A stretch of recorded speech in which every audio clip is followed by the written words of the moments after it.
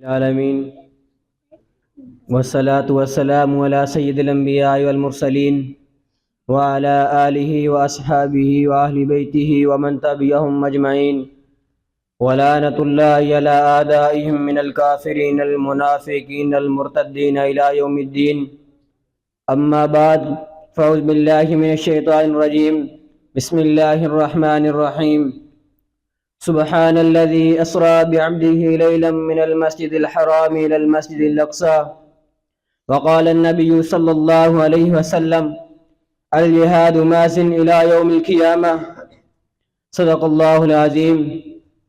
صلیب شاخ پہ رخساں غلاب دیکھے ہیں، صلیب شاخ پہ رخساں غلاب دیکھے ہیں، شرار حسن کے جلتے ہوئے شباب دیکھے ہیں۔ ہماری سوچ پہ کوئی ہو نہ سکا حاوی، ہماری سوچ پہ کوئی ہو نہ سکا حاوی، ہم نے تو فقط شہادت کے خواب دیکھے ہیں۔ میرے انتہائی واجب الاحترام صدر ذی وقار حضرات علماء اکرام، معزز سامعین اور اس گلشن کے چہکتے مہکتے بلبلوں، السلام علیکم ورحمۃ اللہ وبرکاتہ۔ آج آپ حضرات کے سامنے فلسطین کے موضوع پر لب کشائی کرنا چاہتا ہوں۔ سامعین محترم، عالم اسلام کے وصف میں ہونے کے باوجود فلسطین مظلومیت کی وہ المناک، دردناک اور روح کو دہلا دینے والی داستان ہے جس پر قلم لکھنے سے قاصر جذبات مضمحل ہیں۔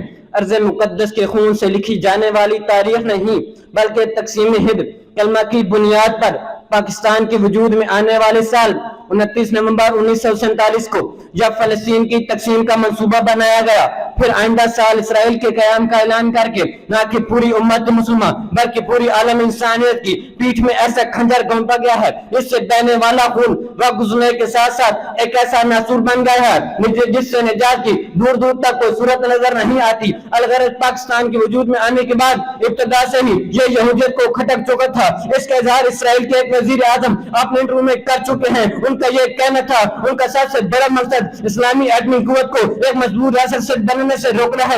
الغرض پاکستان کے وجود میں آنے کے بعد اسرائیل کو ایک ناجائز ریاست کی شکل دے کر ارض مقدس کے حضور مسلمانوں پر ظلم و ستم ڈھانے شروع کر دیے، جس کے بعد انبیاء کی اولادیں ترک وطن پر مجبور ہو گئی، ان کی زمینیں ہتھیار لی گئی اور مسجد اقصی سے پہلے یہاں قلعہ سلیمانی موجود تھا اور مسجد اقصی سے پہلے یہاں قلعہ سلیمانی موجود تھا۔ مسلمانوں کے شاید پر قبضہ کرنے کے بعد یہاں قلعہ سلیمانی کو گرا کر مسجد اقصی کو تعمیر کیا گیا اور اسے بقول بانی پاکستان محمد علی جناح نے کہا تھا یہ ایک ناجائز ریاست ہے، مسلمانوں کے دلوں میں گھونپا گیا ایک خنجر ہے اور ہم اس کو کبھی بھی تسلیم نہیں کریں گے۔ اللہ تبارک و تعالیٰ نے قرآن مجید میں یہود و نصارہ کے واضح جذبات بیان کیے ہیں اور کیا فرمایا، کبھی بھی مسلمان اپنا ہاتھ کافر کے ہاتھ میں نہیں دے سکتے۔ یہ اللہ کے راستے میں اپنی جان قربان کرنے کو شہادت تصور کرتے ہیں، اللہ کے راستے میں اپنی جان قربان کرنے کو اعزاز سمجھتے ہیں، فخر محسوس کرتے ہیں۔ اس لیے بحثیت مسلمان ہمارے ایمان کا ایسا ہے، ہم اپنی گردن کو کٹوا سکتے ہیں، سر قلم کروا سکتے ہیں، لیکن کبھی کافر کے ہاتھ میں اپنا ہاتھ نہیں دے سکتے۔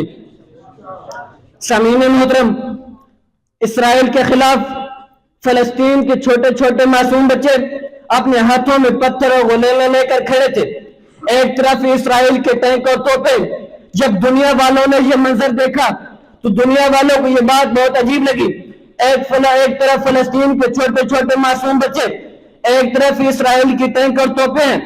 جب میری نظر کے سامنے ہزاروں سال کا پہلے منظر گھومنے لگا، یہی فلسطین کی سرزمین تھی، دو فوجیں آمنے سامنے تھی۔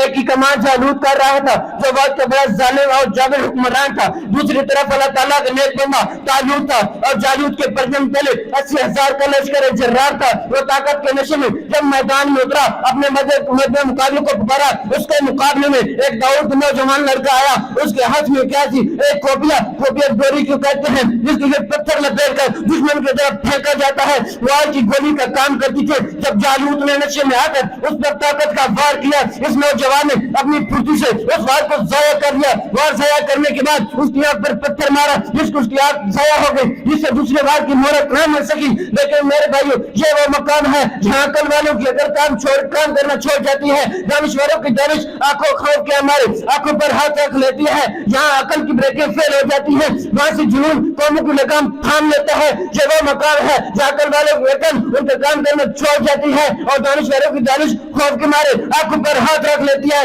مجھ سے دوستوں نے پوچھا کہ اس طرف اسرائیل کو شکست دے سکے گا؟ میں نے کہا ہاں، جب قومیں اپنی آزادی کی جنگ لڑنا شروع کر دیتی ہیں تو 4 سخت مقام سے ان کو گزرے پڑتے ہیں، جب اپنے اندر حوصلہ پیدا کر لیتی ہیں تو آزاد ہو جایا کرتی ہے۔